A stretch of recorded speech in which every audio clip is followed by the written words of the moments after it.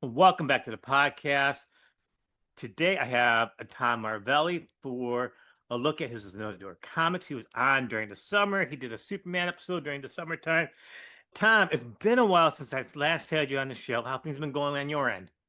First, thank you for having me back, and it's been absolutely tremendous. Things have been going pretty fast for us in all the right ways. Like since we've spoken, we've had the Boy in a Bot Book 1, we've released the Boy in a Bot Book 2, and we've announced several additional titles that are coming throughout the year of 2026. So tell the fans a little bit about Tom Marvelli. Sure. So just a quick recap of myself. I've been in the industry for over 20 something years between being a creative executive at Marvel, working on publishing, licensing, and live experiences, working at Hasbro on brand development for products like Transformers, G.I. Joe, and a lot of the other action brands portfolio.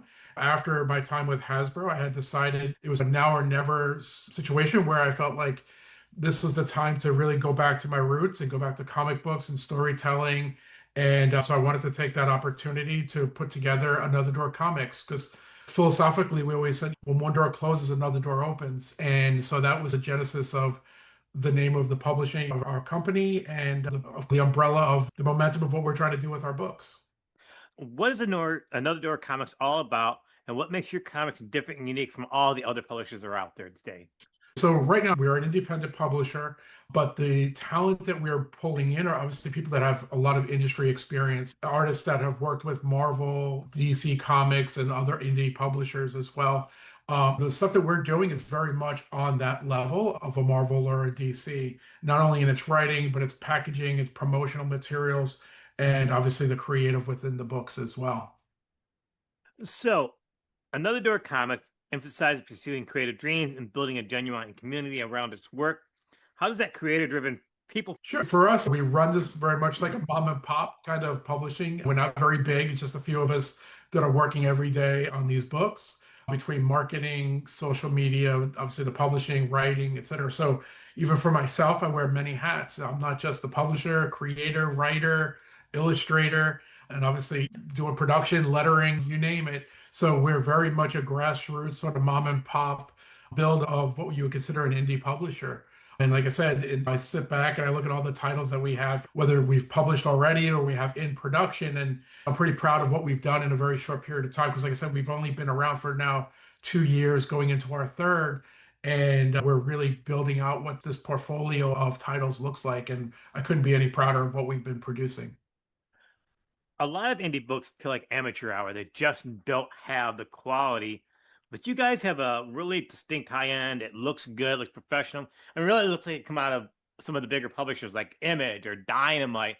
How do you guys do that, and how you do production and branding, and how does that all fit in together for you? Sure. One of the things, like, again, because of my background, I had come from Marvel, and part of my experience with Marvel was putting together all the trade paperbacks, graphic novels, doing the logo development for a lot of the comic books that, including like Civil War, like the full trade dress logo development, that was all that came from myself and my team. And so a lot of the packaging, the look of that stuff, because I was the person who did it at Marvel, I'm doing it for myself now. So it's obviously on par with my portfolio that I did back there. And like I just mentioned earlier, it's like, and the level of talent that we're working with, the colorists to the pencilers and the inkers, et cetera, they're all working in the industry as professionals. Between their gigs working elsewhere, they're working with myself, and then they'll go back to Marvel or Dynamite, et cetera. Then they come back to us to work, continue working on our products as well. And so again, I only want to work with talent that's been in the industry more or less and produces that level of work. We will create opportunities again, just like our brand is. Another Door Comics giving those opportunities. And going into, we're in year three, like I said. And by the time we get to the end of year three, year four, I really want to start to broaden that out a little bit and create those experiences for maybe some younger writers or illustrators who haven't had those opportunities to create that door for them to come on board and maybe write some stories and illustrate some stories for us. So again, I want to broaden that, but right now it's setting the tone and the look of our stuff at a very high level, professional level. So you've proven it with the major Another Door comics, and because I've seen your stuff, but you said you don't have to be a major publisher to achieve major results. You do that, and you have a lot of connections. How can some of these smaller players look at what you do and integrate it into their stuff? Yeah, obviously, first and foremost is great stories, right? We're in the storytelling business. It just happens to be in the medium of comic books, which is what I love to the medium that I love most. So for me, it's really the storytelling, bringing together the right creators who are passionate about the stories that you want to tell and executing against that. And then, of course, there's the other part, which is building that audience. And I think even the most popular of people in the industry to some of the newer folks, it's building that audience. And I would say still industry wide, that's still like the challenge. There's a lot of the barrier of entry of producing comic books is a lot lower than like a film or something else. So it is a crowded field in terms of like indie comics, etc. But it's everyone's fighting for that audience and trying to build that audience around their stories, their books, what have you. So I would say that's probably the biggest thing for us is because I guess I do have those connections. I do have that level of talent work that I'm working with. But I would say consistently, even like for myself, it is building that audience and getting the word out that we're here. We're developing these stories. We're not going away. There is a publishing plan in place for the next 5 years, and we're executing against that plan. But again, it's really just through marketing and through social, trying to build and establish that audience and have that audience fall in love with our stories and stay true, become fans of ours. So, we talked about last time, The Boy and the Bot. It's a series Yes. that blends sci-fi adventure with a strong emotional core. For new readers, it's the central mystery. For new readers who haven't seen it, it's the central mystery behind the Project Blue. What about that has hooked fans and made it such a big success? Sure. Yeah, absolutely. So for us, like with the boy in the bot, and just from the core of it, like you mentioned, like the emotional core of it, most of the stories that we're telling really at the core of it all is family, right? And the hook for the boy in the bot is it's not the family that you start with, but the one that you find along the way.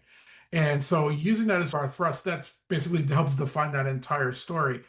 But for me, like the hook is about what we set out for that story was specifically 12 plus is the age demographic that we wrote that story to. And one of the things that's important for me is I want to bring in a younger audience to the comic book world, right? We know we look at those big box stores or you go to like a Barnes and Noble, what have you, and it's all manga, right? The age demographic, the younger kids seem to go more into the manga books, and you have the older demographic that is playing with it and reading American comic books. So there is an audience there that's loving sequential art. It's just in that manga format. And so really I wanted to tell a story that was relatable to a younger kid, that was that wish fulfillment, youth fantasy story. And I wanted to, again, like I said, relate to a younger audience. And hopefully we can build that audience. And we had a great experience with book one where people who were buying the book and became fans of it were sending me photos of their young child on the couch reading the book. For me, the reward is when you have the story that you're passionate about, that you want to tell, and it's resonating with an audience and a reader, and it's hitting the right demographic that you were looking for. Yes, older folks obviously can read this story and enjoy it, but it's something that I wanted to create a shared family experience. Just like you would go to see an animated film. There's the part that the child will understand, but it's enjoyable for the parent as well. And it's something that they can share and talk about. And that was ultimately the thrust of why Boy in the Bot became our lead title that we came out with. So, you're a parent. How did you, being a parent, actually shape the comic itself? 100%. And just not only being a father, but also being a son as well. And I lost my father, so understanding grief and loss. And there is a part of that underlining tone for the young boy Billy in our story is that he does lose his father. And what does that look like to him to be the only one left in his family without any kind of role model or guardian or protector in the sense of the family dynamic? So he really is alone in this world until he comes along and this guardian robot comes into his life, and it becomes that sort of like this sibling dynamic. And while the boy is teaching the bot what it means to be human, the bot is teaching the boy about the life that he didn't know because the bot predates him in terms of age and relationship with the father and the mother that the son never knew. So again, at its core, it's a very deep story. It's just in terms of like family dynamics, what loss, overcoming loss, and just finding the strength from within as a young child. And again, having being a father, you go through the ages of different kids and all the things that they go through. And I wanted to bring some of that into this story as well. You've got another new project coming out called A Signal in Space, Yes. and it sounds like it leans into the mystery and cosmic tension. What was behind the genesis of this? So all of our stories, our goal is to create this larger universe of stories. They're not interconnected in the traditional sense, like where Marvel, where maybe you have to read one thing to get to the next and the next, like all these tie-in books. It's none of that. It's more like all of these characters live in the same world. And so for a signal from space is basically it's from the world of the boy and the bot, right? So all of our books have that sort of branded component to it so that it's tied into this larger universe. And one of the Easter eggs that was in the first Boy in a Bot book is the scene where young Billy is sitting at the breakfast table having his cereal and he's watching television. This news thing comes on about this comet, right? It was a very just throwaway moment in terms of him just sitting there doing that. But that's the sort of the crossover moment between that story and a signal from space. And again, and that's all it is. That's why I purposely, when we write these books, is we want them to stand on their own, right? You don't need to read everything to understand it. It just has crossover. It's more akin to something like a Sin City, where you have all these different characters in their own sort of parts of the universe, but they may have a shared environment, like a bar in the case of Sin City, or maybe they intersect, the characters cross paths at one point in a quick conversation and move on. So it's more in that space. So a signal from space is about, again, same thing, it's about this family relationship. And the hook for that story is there's this young astronaut and his wife and their young daughter. And the young daughter, when we first see them, she's in the hall inside the house, and he's saying goodbye to his wife, and he's going on what will be his last space mission. And ultimately, what happens to him is he gets lost in space. There's a catastrophic accident in space. He's lost. Now, this took place in the 1980s. And then fast forward to now, and all of a sudden there's a signal, and there's this comet thing that comes down and to the Earth. And what we find is obviously life has moved on. The wife, who was assumed to be a widow, has moved on. She's aged. She's now much older. The daughter that he left when she was a baby is now an adult. And but yet when we see him when he's returned, he hasn't aged a day. It's as if he never left. So for him, it's like coming into this world of look at how the world has moved on from him, and how did his family move on from him? How did the world move on from him while he's still stuck in, who he was? And so the mystery is really what happened during that time and space. Why has he aged, and why is he back?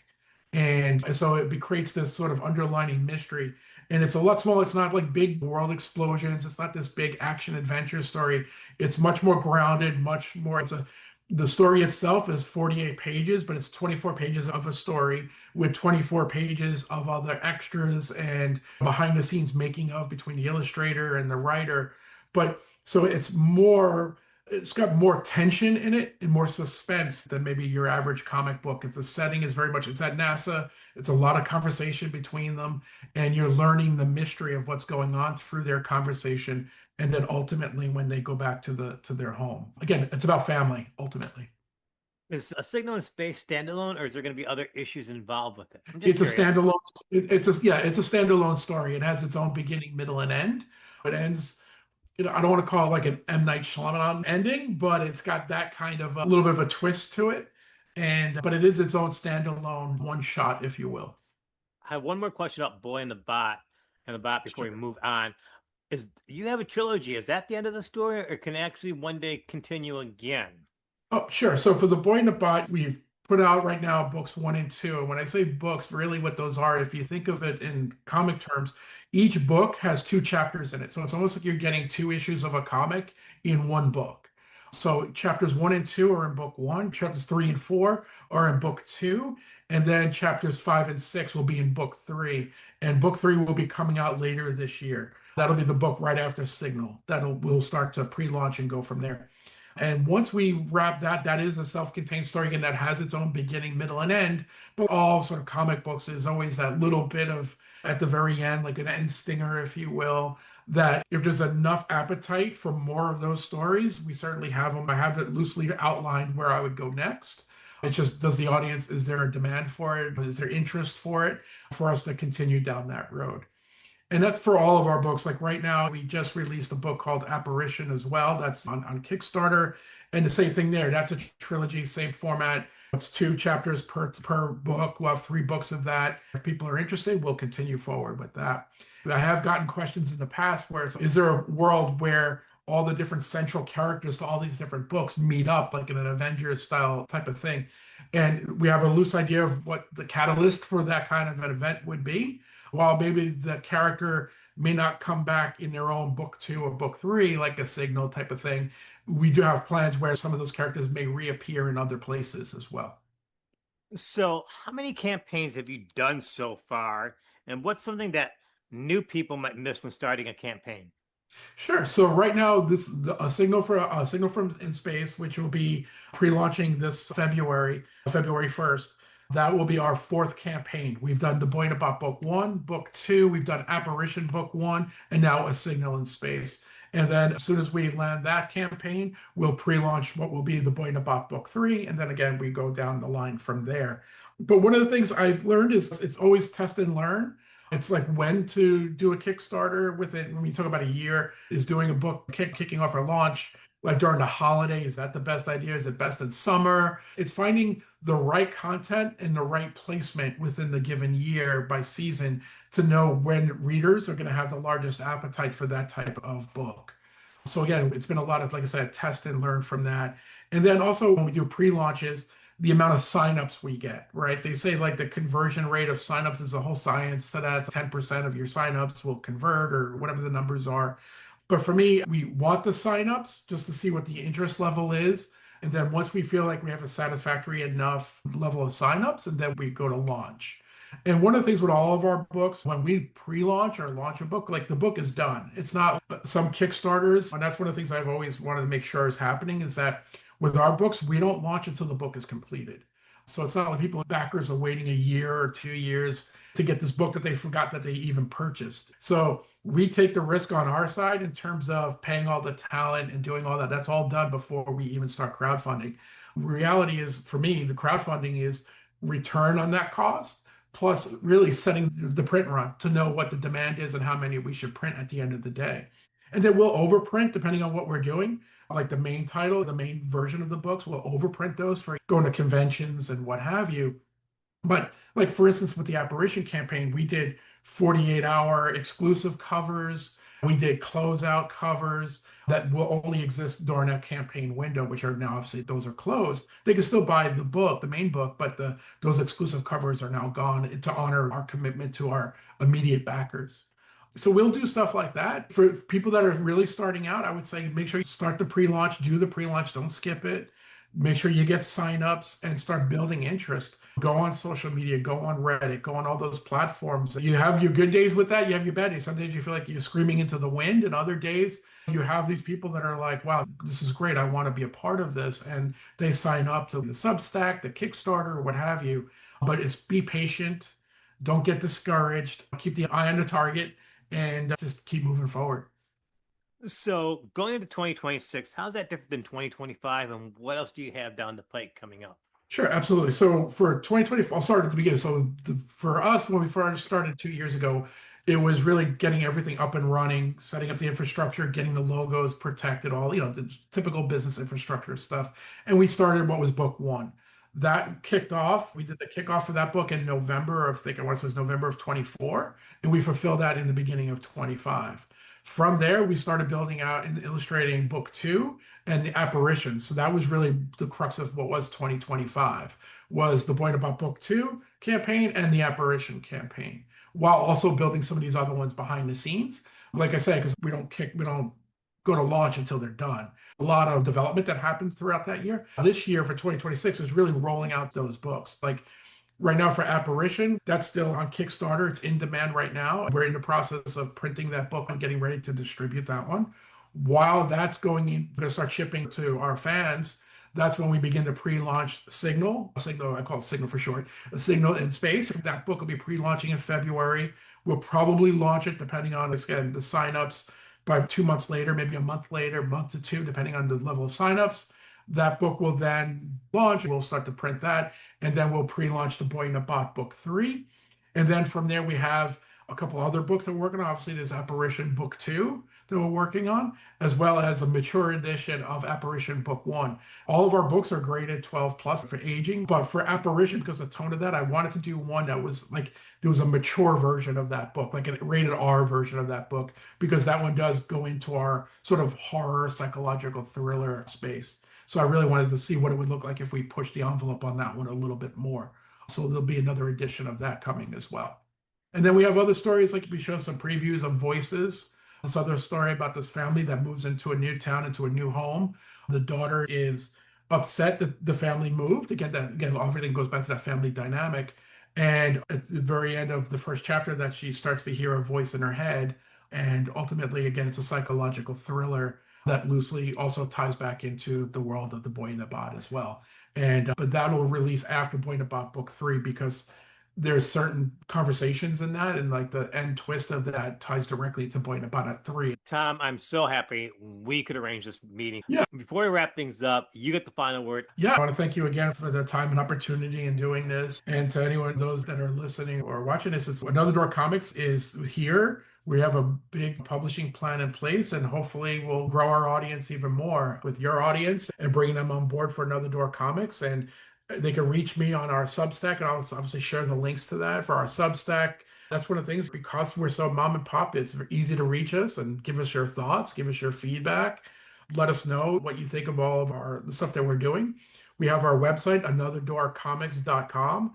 That's actually going to be updated right now to show the whole line. Right now it's Point about focused, but that's getting rebranded completely so that we show the whole breadth of everything we have going on from 2024 all the way to 2026 and beyond. So you'll start to see that play out. And I think you can see there'll be a free download for basically what we call our sampler, where you'll see 4 pages for every title that we have going on up until through 26. So you'll see that as well. And you'll see when we plan on having those come out. And yeah, it's really to the audience. Please buy our books, reach out, but go to Kickstarter, look for A Signal in Space. You can look for Apparition, Metempsychosis under Another Door Comics as well. Those are add-ons within those campaigns as well. One of the things we always want to make sure we're doing is offering the back catalog through whatever our next major campaign is. So if you're interested in our books, you can go to Kickstarter right now and you could start to look through them. Tom Marvelli, Another Door Comics. Thank you for joining me for the podcast. Thanks so much. Thank you.